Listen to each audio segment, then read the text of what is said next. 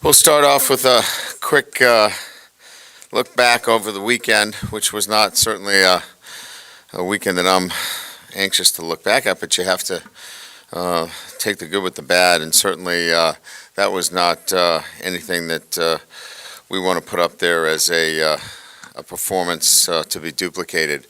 But the fact of the matter is, Tennessee played well. We did not start very well. Our attention to detail, the fundamentals, clearly has to get better. We've got to coach our team better. If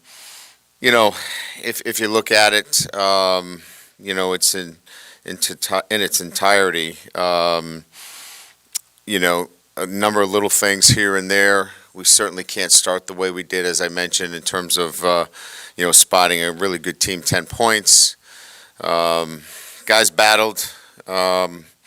But again, you have to play clean against the top 10 team. We did not do that, and we got what you deserve in a game like that. If you don't play smart football, if you don't play clean, you're going to get what you deserve. So hats off to Tennessee.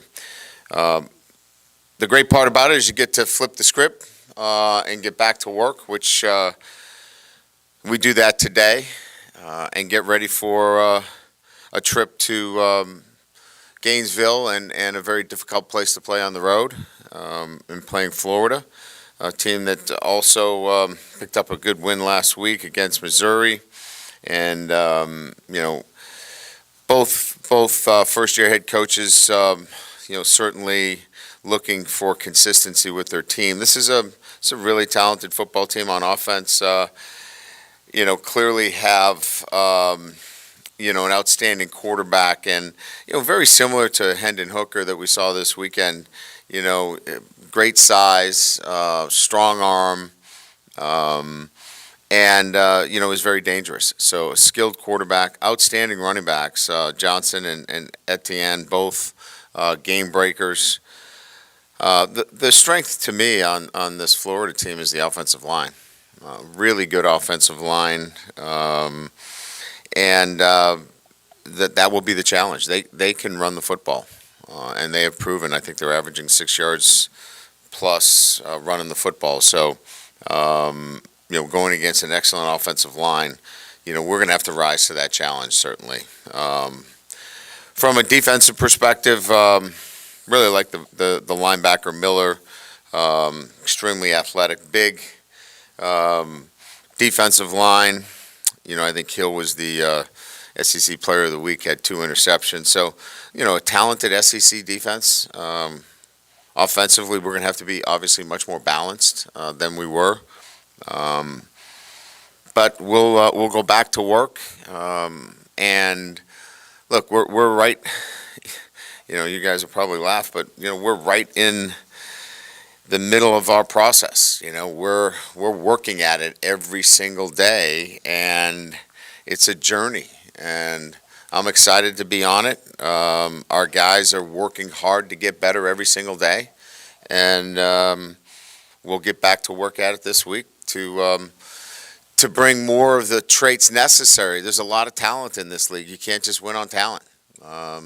You got to win with, playing smart, and you've got to have a great attitude. You've got to have great focus, and those traits we'll keep working on, and look forward to bringing them, and we'll need to bring them to the Swamp this weekend. So, with that, we'll open up to questions. Coach, you talked a lot back here. You talked a lot about coaching it better. Mm-hmm. How do you self-scout that part of it when you're busy and you guys are busy trying to get the game plans ready for the next week, review the last week, et cetera? How much of it can you actually implement? Yeah, so I think it's a lot more about recognition of your players and what you can do to put them in better positions as you get a chance to know your players even more. And so I think that's where good coaching and good, assessment comes in. And then, how are they retaining knowledge, right? So, everybody learns differently. Is it walkthroughs? Is it whiteboard teaching? Is it more film study? I think we have to look at our teaching, and if it's not being retained, it falls on us as coaches, teachers, and educators to make sure it can't be just, well, he's not getting it. We have to look at it and find out how can they get that and apply it and take it to the field. First, how's Will Campbell doing, and any update on Garrett Dellinger's MRI? And then also, didn't look like Harold Perkins was used pretty sparingly. Yeah. Is there any main reason for that? 3 questions in one. You did a nice job. Really, it flowed very well. Good news on Will Campbell. Had a major test this morning that he passed. I think he's going to be released here in the next hour or so. We've got one more hurdle. We think if we pass that, which we're confident, we'll see what happens. Things are trending in a really positive direction for Will. So we're really pleased. Garrett's got a second-degree MCL, so he'll be lost for this week and most likely next week. We're really thinking that it's probably a 2-week injury for Garrett Dellinger. Perkins, look, as you guys know, we moved him to Sam linebacker. Last week was not a position where, and you know the game was a spread game. You got 2 receivers that are out on the numbers. Harold would have had to be standing out on the numbers playing the game as the Sam. We nickeled out. So we were in a nickel situation. We would have had to change his position back to inside linebacker for that game. We weren't going to do that. This is a game that suits him really well. You'll see a lot of Harold Perkins this weekend. Hi, Coach, right here. What was your reaction to Kayshon Boutte scoring his first touchdown of the season? Yeah, I mean, you always want to see your guys do well. In particular, Kayshon, who's really, trying to, do everything he can to be successful and help our team. So, yeah, you're obviously excited. You want to see more for him. But, yeah, no doubt, I think everybody was happy for him. Brian, you mentioned just the slow starts. Obviously, that's been kind of a thing all season. What maybe we'll go into actually trying to just start faster? Is it multifaceted in a lot of different phases, or is it simply offensively getting off to a better start? Yeah, I mean, I just wish I could give you a better answer. I thought we were prepared. The guys were excited as we were coming out to the field. I thought our preparation, I don't know that I would do anything different. We have to execute better. I mean, that's the way we started the game. We don't catch a ball that, we feel like in most instances that's a catch that, although it wasn't an easy catch, we had to go about 12 yards to get it.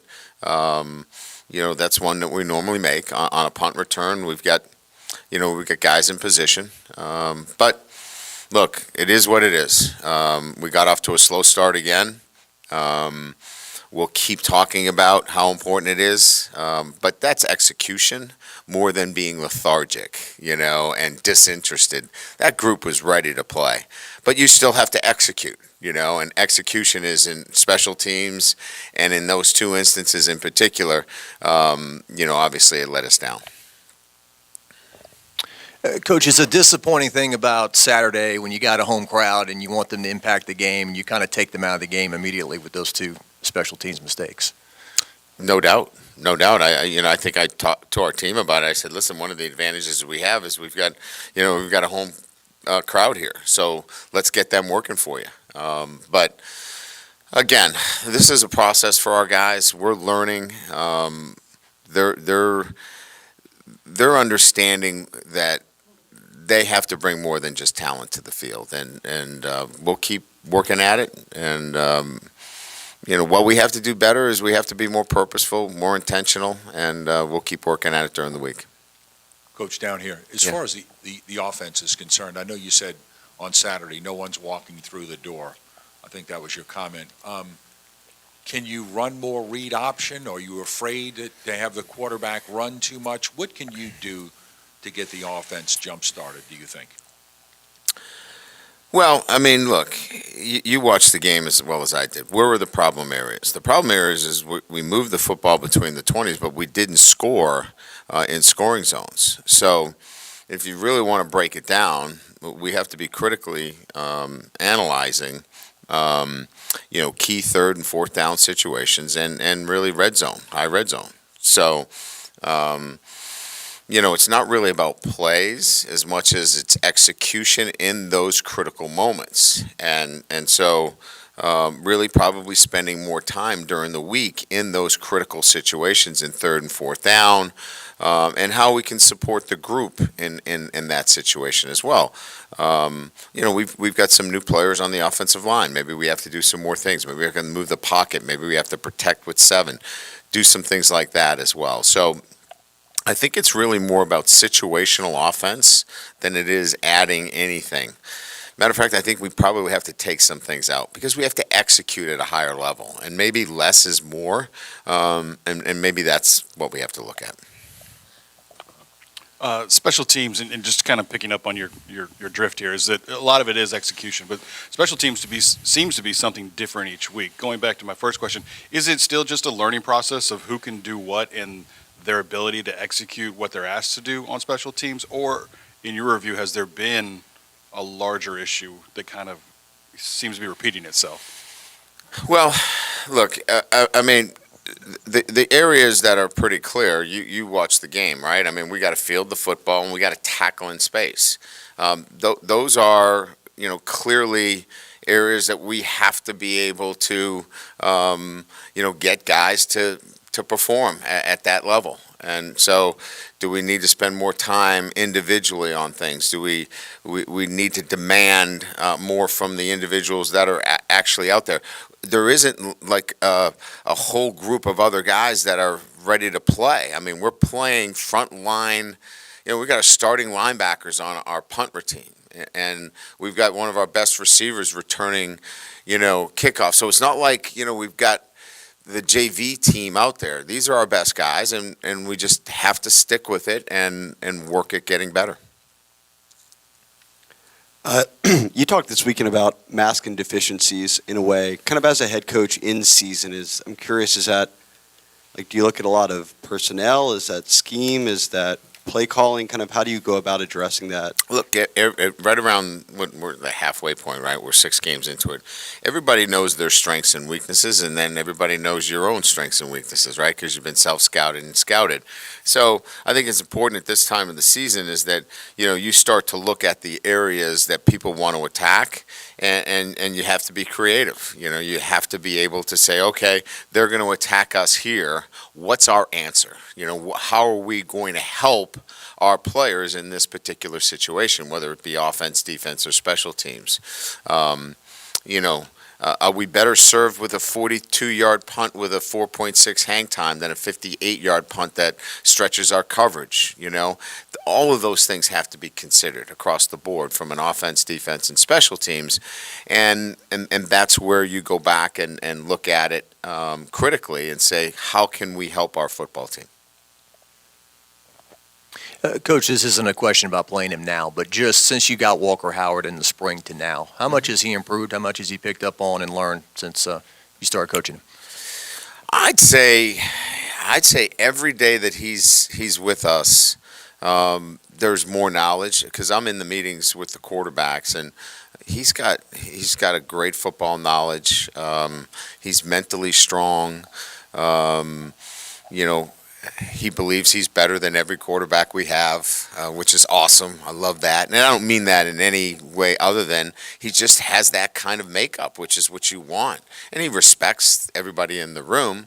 But yeah, he's continues to develop, and we have a good feeling about him. Hey, Coach, right over here. You mentioned the 7-man protection, and that might be something you guys want to focus on, I guess, this week.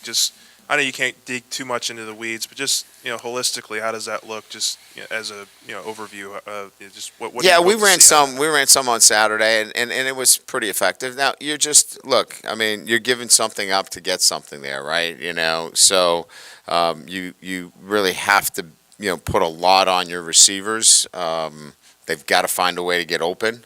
And it's not a panacea, right? You can pick your spots and do a little bit of seven-man protection, but you also got to be able to get the ball out of your hands if you're being pressured, and your six-man's got to hold up as well. But look, I guess, I don't want to make too much of it, other than kind of what the question was posed, is that as coaches, we have to do a better job as well. And so we're going to look at everything that we can do to help our football team continue to get better. In that same vein, how have your tight ends were such a question mark going into the season? How do you think they've done, both offensively as weapons, but also in their pass blocking? I think in the passing game they have been.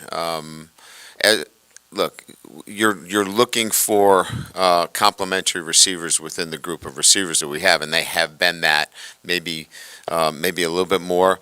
We still have a ways to go in the blocking, and so that's an area that is going to have to continue to grow and continue to develop with that group. Brian, with Dellinger out, will it be Bradford, or are you going to have an open competition this week? Or Yeah, so we're looking forward to our sixth combination on the offensive line.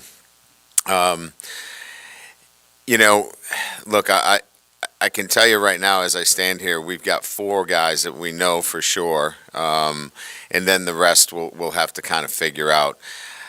We really like Bradford inside. We lose a lot, in terms of his physicality, when we move him out to tackle. So, the ideal situation would be to get him back inside, but we're going to have to see, how this thing plays out during the week. I wish I could give you a better answer, but that's all we got right now. Coach, after going to Auburn and dealing with that crowd noise and everything, how do you think your team handled it, and now moving forward to another place that's one of the loudest in the country? Yeah, I think we'll be okay. I mean, I think crowd noise has been okay for us. We seem to be a little bit more focused and locked in when we get that. You hate to talk in terms of when you turn the music on and you get real loud, the guys pay attention more. But the fact of the matter is, they did a nice job in their preparation for Auburn, and they're going to have to do that here for Florida, because you're right. I mean, it's a crazy environment, and they're going to have to be locked in this week. Kind of to your opening stanza there, just are you where you thought you might be? And what do you say to a team after a loss like that, that gives them hope, I guess, going forward, but isn't too demoralizing? Yeah, well, look, there's going to be a lot of emotions, right? And emotion is part of, what happens after a win or a loss. What you have to make sure is that you have the right emotions. And the right emotions is that our guys care. And then redirect them into caring about the right things. Look, the line is long for those that want to win. The line is usually shorter for the line that says, are you willing to do the things necessary to win, right? That line's always a little shorter. So we just have to make sure that our guys are going to continue to do the little things necessary to win. And that's all. We want them to have emotions. They should be angry. They should be upset. But we have to redirect those emotions into caring about winning. And the process for us, we're just, we're six weeks into the season. This process is a process. And I know that's going to be a terrible quote for everybody, but that's the reality of it. And I'm okay with that, and we'll continue to work on, getting to where we need to get to. To that end, are you, obviously you can't know everything when you take the job, but are you about where you thought you would be? When you finally discovered the positives and the shortcomings that you had as a program dealing with trying to get it back to a championship level? Well, look, let's be honest. I mean,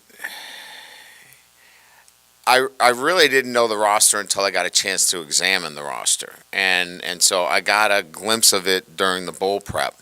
And then saw where we were at and knew that, okay, we got some work to do. And all I then really cared about is that the guys wanted to do the work necessary. And they have. They have. And we're going to have some more good days, and we're going to have some more bad days. This isn't the first time that I'm going to have to stand in front of you, and we're going to have to answer a lot of questions about why didn't we do this and why, and that is all part of this, and I should have to. But the fact of the matter is, we're in the middle of teaching guys new habits, a new way of thinking, a new way of doing things, and they want to do it. But it's hard, but they're committed to doing it. Ryan, you mentioned just Florida's offensive line, the run game. Yeah. Obviously, gave up over 200 yards rushing against Tennessee. Do you have any level of concern with what needs, or something you need to change on run defense after a game like that heading into Florida?